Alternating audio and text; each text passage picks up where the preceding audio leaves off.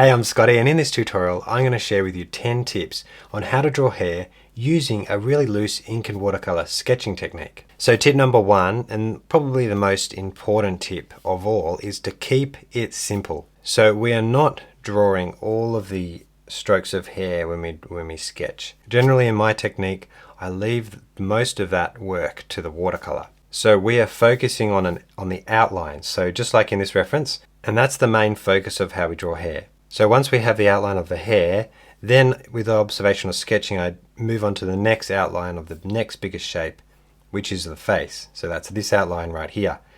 And then after we've finished those two main outlines, we can go into the detail of within the hair just a little bit and in the face. So that's the general process of how we do hair. I usually start at the top and do the hair and then the face and then the details. And this leads to tip number two.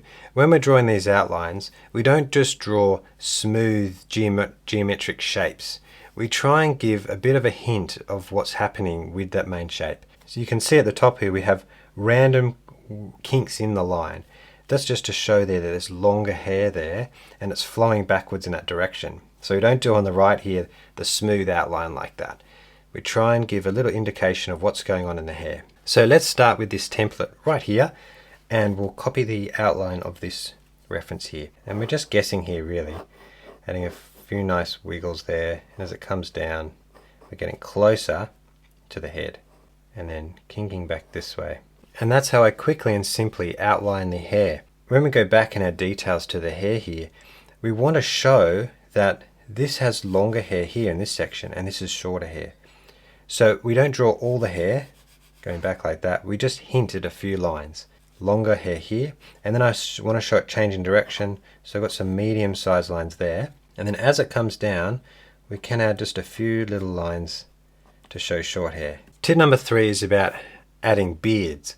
Now with beards they're usually a little bit transparent around the cheeks, so my tip is not to completely outline the beard. So we're just adding hints. So you can see in this little template here, you can see I've got just hints of the hair going around the beard shape, and it's not like how we have on the right here where it's completely outlined, unless you have a very solid beard that needs to be shown that way. And then I use watercolor to show the differences between the skin and the beard. So for example on this reference here, we lightly come down here and these hairs here are a lot thinner, and then we've got hairs coming around the chin. And it's as simple as that. So tip number four is to add lines within that main shape to help show direction to the hair. It's something we did on the last template briefly, but I wanted to go through it a bit more. So if you have this reference right here and we do an outline and we use the outline to show a bit of the direction, we can see there just a little hint of the direction.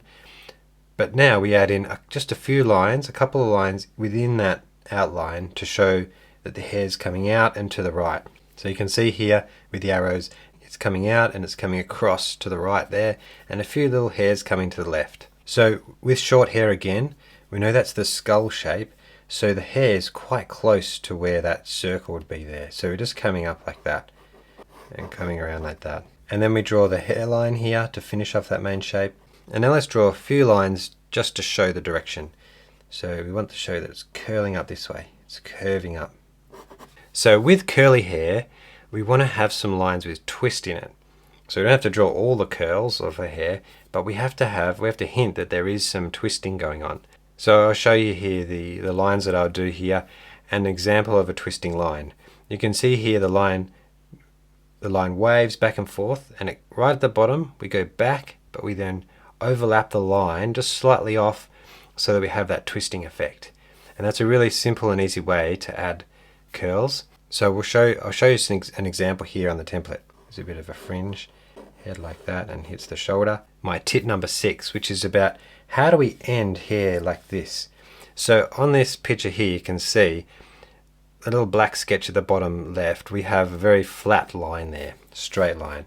But we don't do that. We try and end the hair so it has lots of little points on the end. So make this curly outline nice. We've got these nice outlines like this. Curl this way. We're looking at those twists, we've got to down like that and then overlap some of the lines like that. And that's how I draw that curly hair, and especially down the bottom there, we don't make it a straight line, we make it have some nice points to it. Tip number 7 is actually related to that last tip about how we end the hair. So we have here this lady, and we can see that it has lots of nice hair coming to some points as well. So how do we sketch those points without adding too many lines? So we have this section here of the lady's hair, and it's quite complex. Lots of stuff, lots of hair going on there, but we want to show generally what's going on. So I'd simplify that part of the hair to these areas. So I've grouped some of the hairs into those sections where they come to the point, and they show the direction as well. There's tiny little details on either side of those big ones.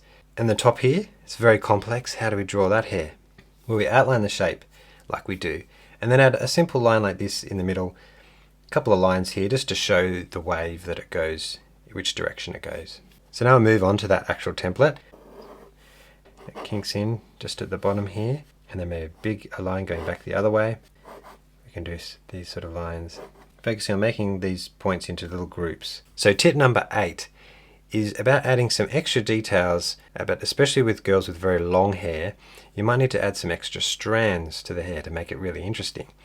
So we start off with this reference and we do the outline, and then when we've got this outline, we can add in these little single strands here. You can see around the face, at the top of the forehead, and also down maybe on the shoulder, and they really add a lot of interest to the portrait. So let's practice on this template right here. You can see the hair is very close to the skull at the top, so we'll start about there, following there, and then they'll come like this little strand. So you can see at the top here there's some strands, so they fall across the forehead like that. We can give it a bit of thickness by waving it down like that, and then very closely waving it back like that. Okay, tip number 9 is all about fixing your mistakes with hair. So when I was drawing this quick sketch here, I had the hair coming around the back of the skull like that and coming down, but it was at too steep an angle. When I looked back, I thought, oh, that looked a bit too small there, that distance. So then I added in a second line here. So with hair, it's very easy to fix mistakes and this main silhouette outline by adding in second lines. And we just embrace that mistake and include that as part of the hair. If it was the other way around and you wanted to make it thinner here, I would actually get a Posca pen, which is very good at covering up lines. This is a PC1M. And then I would just cover up that line if it wasn't too noticeable. So tip number 10 is all about adding light. How do you add light? So I suggest that you first look at the reference to see where the light is coming from. So in the first reference here, so that we can see that the light is actually coming from the top. And that means that the top section here is light, but the bottom section is dark. And in most of our references, there's one side of the hair that is lighter and the other side is darker.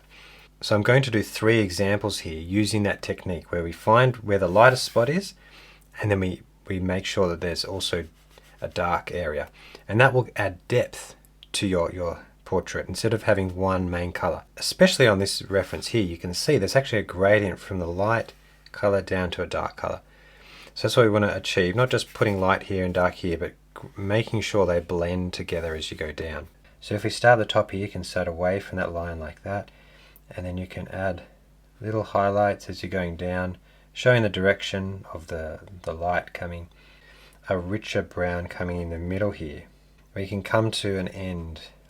So lift your brush up and make sure it has a pointy end there. Okay, so I've got this light orange color. You can even add some rose in there. And coming down here like this, you can see that it's becoming a lot redder. So I'm actually going to make this a blonde person here, because otherwise we won't be able to test that color. So for blonde hair, I don't actually add cadmium yellow. I think it stands out too much as being artificial. So I think yellow ochre is a much better color to use. So for him, we're saying the light's coming from this top right now. So I'm using the straight burnt, yellow ochre. We're going to add burnt umber. And especially as you come down with blonde hair, it tends to become a little bit browner as we come around the back. It has a nice gradient from the light to the dark. When we're doing shadows, sometimes we add purple or some blue, some light grey to this, but because we don't have all the context, we're just going to add a saturated colour. So we have here with the red hair, we have burnt sienna. add a nice section here like that. The contrast, you can have a little bit there and a little bit on top, a little bit of shadow like under here, and then around the back here. See, there's a lot of dark area around the back, so we want that depth just behind the face to frame the face. That, and then you might just leave it something simple like that and add splatters to it. And the final trick is to add a few highlights with my Posca pen, PC1M, and I know the sun is hitting that little edge there. It also looks like it's hitting certain edges around here, so I'm going to add those in, just little highlights. And maybe in the shadow there'll still be some streaks, and over here lines like that, and then there's some coming down this way, little reflections off those hairs. So those are my 10 tips on how to sketch hair in a really loose way using ink and watercolor. If you'd like the full version with none of the cuts and some bonus tips, I recommend you check out my Patreon page, because I've got a full version there with all the references so you can download them and look at them on the screen, plus this template which you can print off and sketch on top with me. And I've got a whole lot more fundamental tutorials on how to draw portraits and people and urban sketching there if you're interested in that. But otherwise, thank you so much for watching, and I'll see you in the next one.